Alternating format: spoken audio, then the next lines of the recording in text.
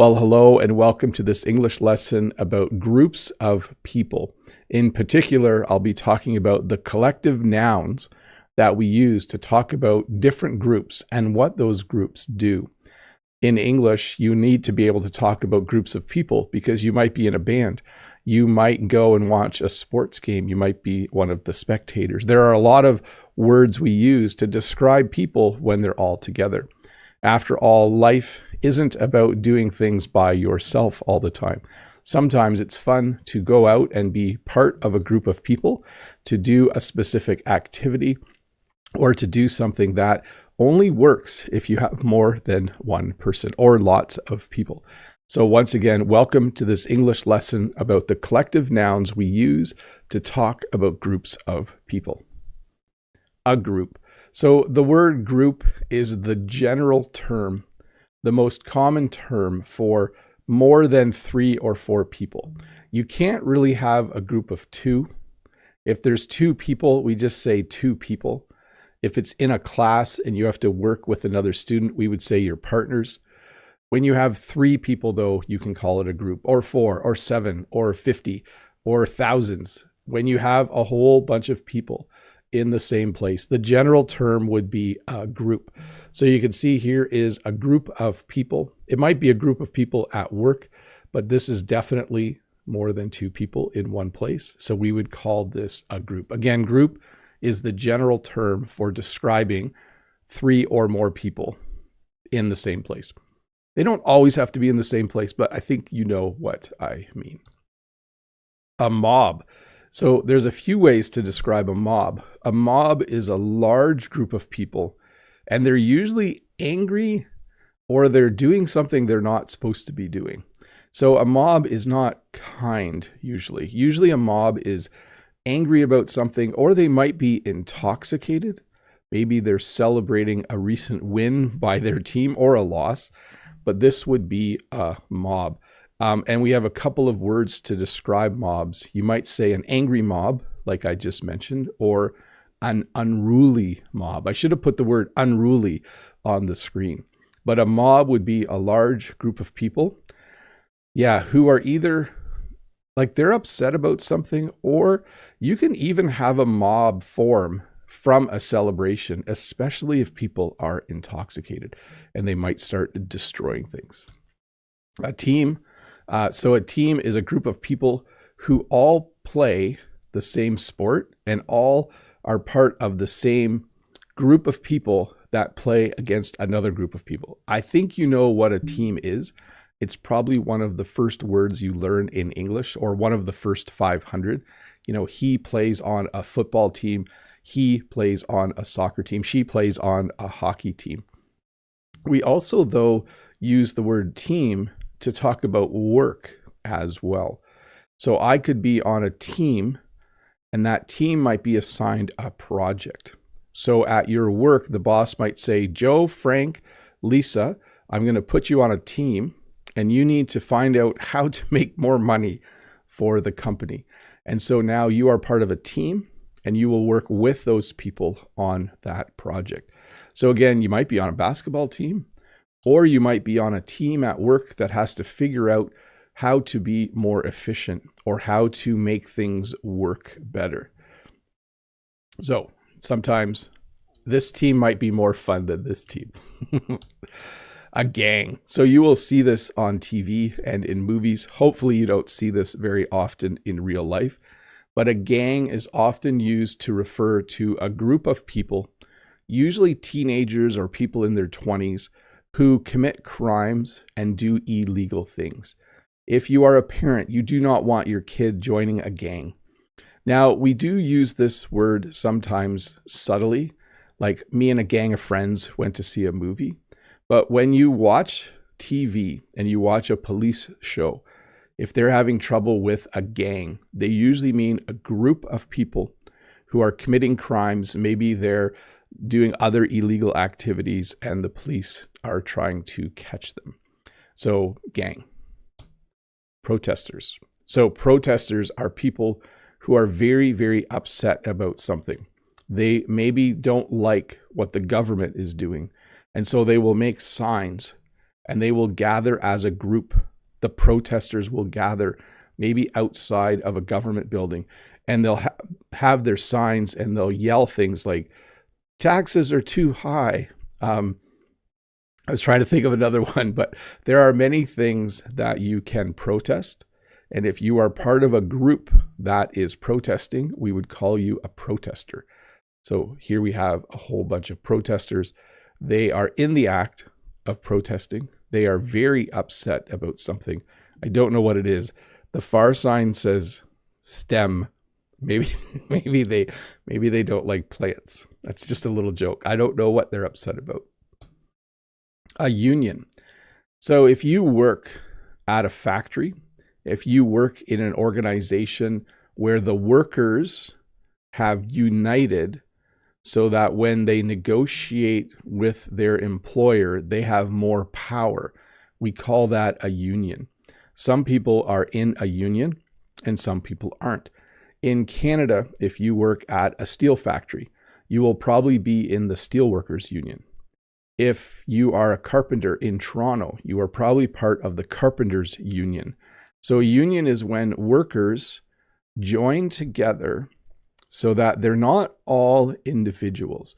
So groups always have more power than an individual person. And so sometimes people at a place of work will unionize. They will join together as a union in order to be able to do things together, like especially to negotiate working conditions and wages.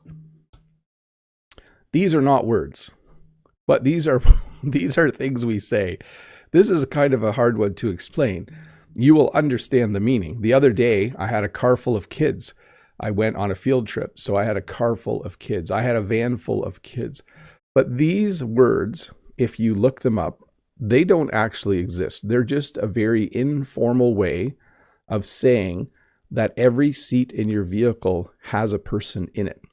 So you might say, oh, I had to drive my kids to school and I had to drive my neighbor's kids to school. I had a car full of kids this morning. Or the other day I went to pick up my kids and all of their friends wanted to come to our house. So I had a whole van full of kids. So again, these aren't really words, but they are words. So they aren't words in the sense that if you look them up, they will be in some dictionaries, but they're not official English words. Carful and vanful. Club. So a club refers to a group of people who all have the same interest. You might be in a bird watching club. You might be in a chess club. You might be in an archery club. By the way, I didn't join one, but I would like to. You might be in a nature club. So a club refers to a group of people who all share the same interest in something. Right now, actually not this spring, but sometimes Jen is asked to make a presentation at a gardening club. A gardening club would be a group of people who all enjoy gardening, and they get together once a month or every other week to talk about that. So a chess club would meet regularly, and it would be a group of people who all like to play chess. They would get together to play chess. An audience, I think this one is familiar to you, but I did want to talk about the difference between spectators, a crowd, and an audience. So an audience is anyone watching something on a stage or on a screen. So we wouldn't use this to talk about a football game. You wouldn't say there was a large audience at the football game. In fact, I broke my own rule there by saying something out loud that we don't normally say in English. You would say, how big was the audience at the play? Were there a lot of people in the theater? Yeah, it was a huge audience for the movie. So an audience is for anything like a play. If you're watching dancers, if you go to a magic show, if you're watching a movie, we would call you the audience, the group of people who are watching what is happening. A more general term would be crowd. So was there a pretty big crowd? Oh, you went to the new movie. Was it a pretty big crowd? And you would say, yeah, there was actually, the theater was quite full. It was a big crowd. So a more general term. And then spectator. or fans are the words we use to talk about the group of people who watch a sports game. So when I go and watch the Toronto Blue Jays, I'm a spectator. I could also use the word fan, okay? So there are spectators in this stadium. There are fans in this stadium watching this game and hopefully enjoying it. Crew. So crew is used in a lot of ways. You can use crew to talk about this type of group. This is a group of people doing physical labor. So at work, I might be on a team, but as a teacher, I would never be on a crew. But if I was fixing roads or building houses or any of that physical labor, I might be on a crew. So this is a road crew, and they are here to fix the road. You can also use the word crew to talk about the people who are on a ship or even an airplane or even a spaceship. They are the people who make the boat go, the people who steer the boat, the people who load the boat and empty the boat.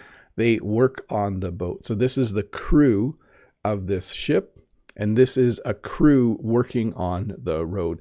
And again, just to clarify, a crew is usually a group of people doing physical labor, like they're shoveling, they're digging, they're cutting.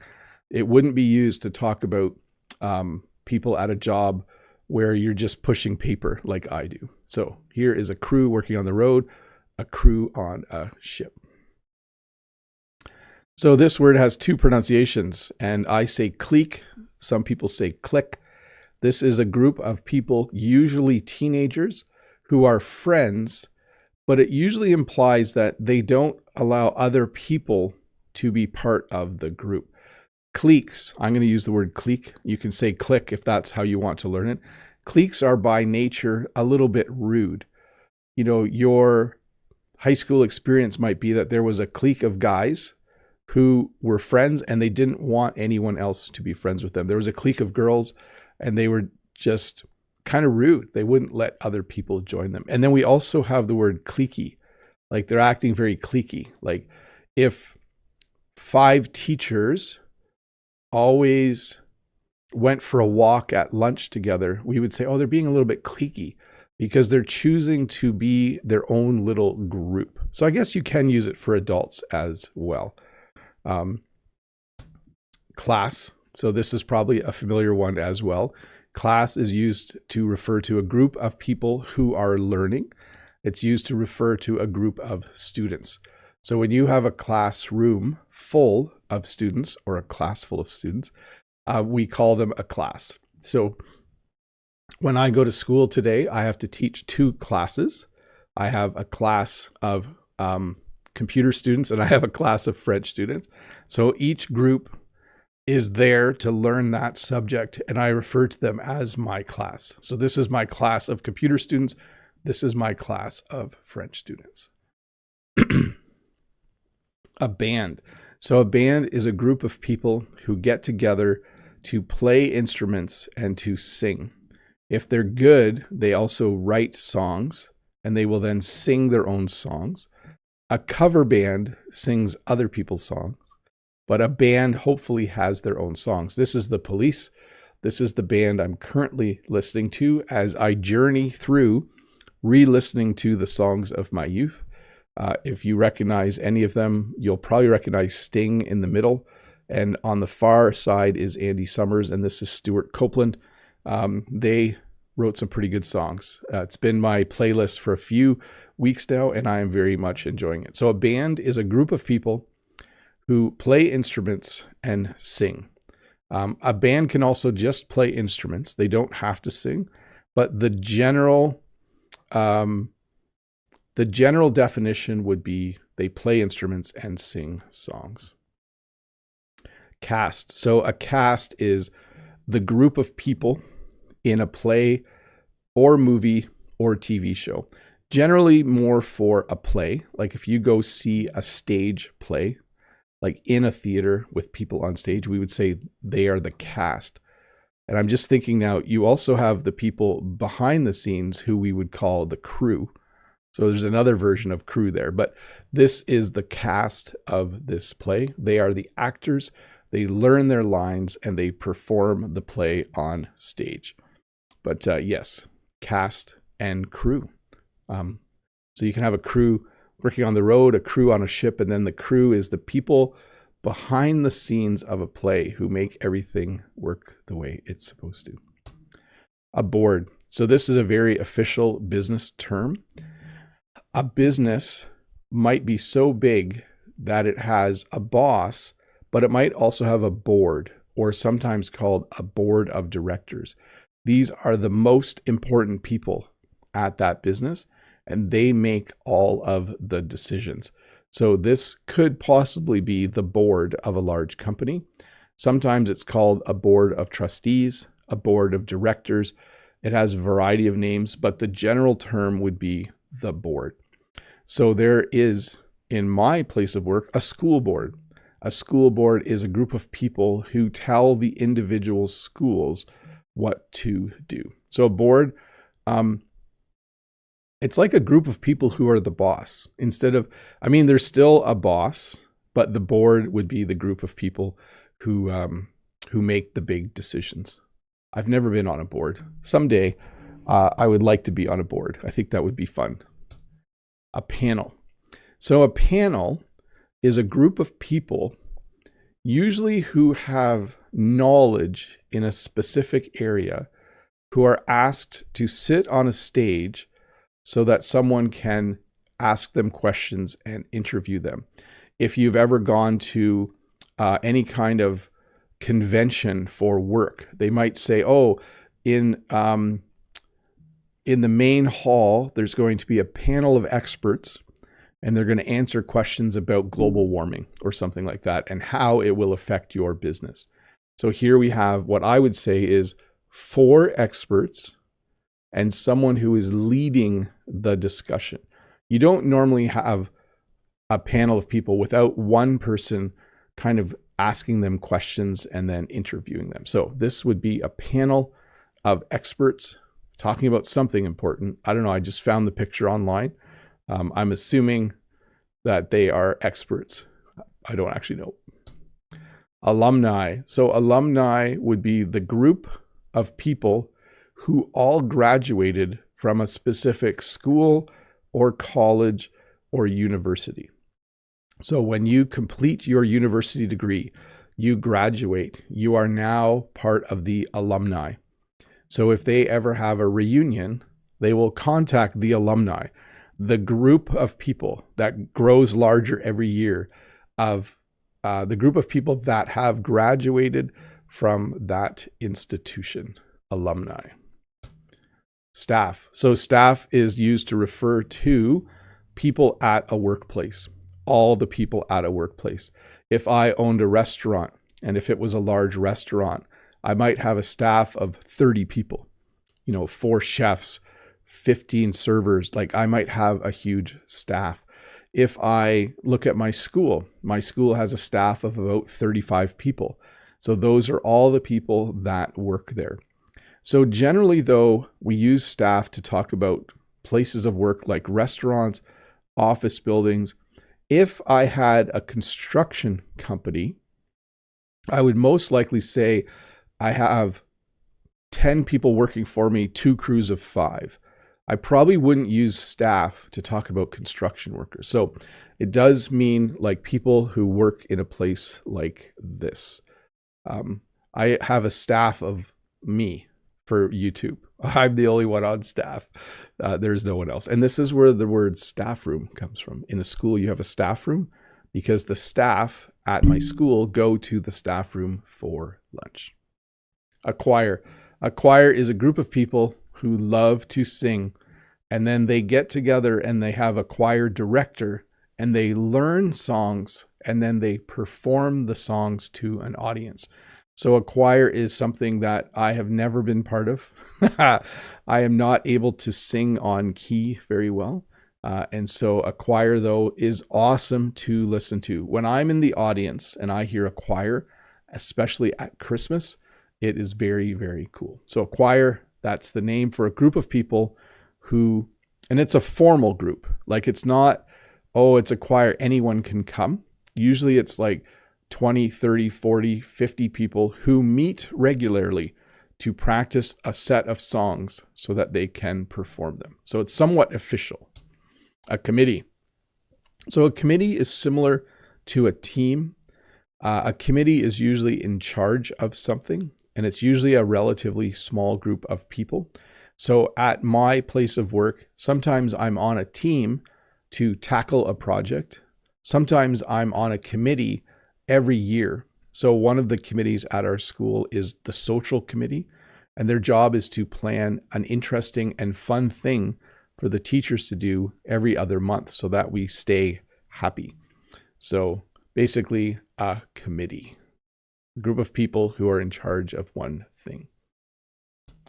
A troupe. So you can have a dance troupe. You can have a troupe of soldiers. They sound the same. They are spelled different. So this is a troupe of, I think, dancers. We wouldn't use this for singers necessarily. If you were, mostly for dancers. Like if you have ever been in a dance group, it would be called a troupe. Usually it means they're paid though, I think. And then of course, in the army, you have troops, but you can also refer to a whole group of them as a troop. So there was a troop of soldiers that were walking down the street. Force. So you can use this to talk about the police. You could say that he is on the police force, or you could even shorten it and just say, how long has he been on the force? So if you have a friend who is a police officer, you could say, oh, my friend, she's on the police force, or she's on the force. How long? Once you say police force, you can just use the word force after that. So my town has a really small police force. I think the force only has 2 officers because the town is so small. A jury. So if you watch any kind of television, you are probably familiar with a jury. So a jury is a group of people who listen to a court case. It will be presented by 2 lawyers, and they will have to decide if the person in court is guilty or not. So if you watch a TV show where the police catch someone and then they take that person to court, you will sometimes see a jury, a group of people who listen to each lawyer. They listen to the evidence, the proof, and then they need to decide if that person is guilty or not. And then, of course, we just have the word people. You could use the word people to talk about groups of people. So this is kind of a funny one. The most common phrase is probably like, people are crazy, or people aren't as kind as they should be. So you can use it to start a sentence, the word people, and you are referring almost to the whole world, I guess. I wish people were kinder. I wish people helped each other more. I wish people were just nicer sometimes. So there's how you can use that to talk about a large, undefined group of people, basically everyone in the world or your community. And then we have, of course, family. So family is the word used to describe the group of people who are all related to each other. Grandparents, parents, kids, cousins, uncles, aunts, we call that group family. So a family then can be small, so you can just talk about the parents and the kids, but family can also refer to all of the people who are related. So how big is your family? Well, my family, if I counted all of my uncles and aunts and cousins, it's quite large. If I just count my household, there are 7 of us. So family, the group of people who are all related to each other.